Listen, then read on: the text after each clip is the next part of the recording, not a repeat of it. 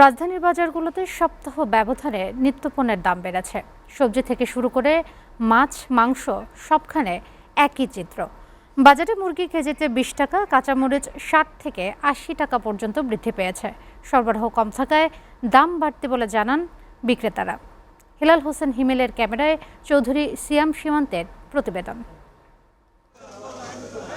নির্বাচনকে ঘিরে গেল 4 দিন ব্যবসা প্রতিষ্ঠান বন্ধ থাকায় বাজারে পণ্য সরবরাহ কমেছে বলে জানান বিক্রেতারা। আলু 35 থেকে 40, পেঁয়াজ 45 থেকে 50, শসা 50, টমেটো 60 থেকে 70, লেবুর হালি 100 টাকায় বিক্রি হচ্ছে।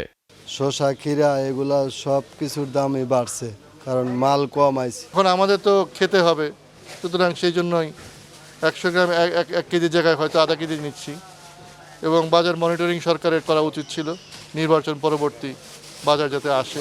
মাছ কেজি প্রতি 100, মুরগির কেজি প্রতি 20 টাকা করে বৃদ্ধি পেয়েছে। গরু ও খাসির মাংসের দাম 780 এবং 1200 টাকায় পাওয়া যাচ্ছে। প্রতি ডজন ডিম বিক্রি হচ্ছে 120 টাকায়।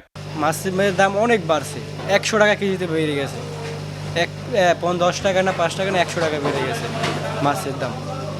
তো কাস্টমারও নাই, মাছের দামও বাড়ছে, তো বিক্রি করতে পারতেছি না। মুরগির গাড়ি আসে না, নির্বাচনের জন্য হাট বাজার হয় নাই। এই অল্প কটা মাল আনছি আমরা, অনেক বেশি দাম দিয়া, গাড়ি পাওয়া যাচ্ছে না, দাম বেশি। পণ্য সরবরাহ না বাড়ালে দাম নাগালের বাইরে থাকার আশঙ্কা করছেন ক্রেতা ও বিক্রেতারা। চৌধুরী সিয়াম সীমান্ত, এসএ টিভি, ঢাকা।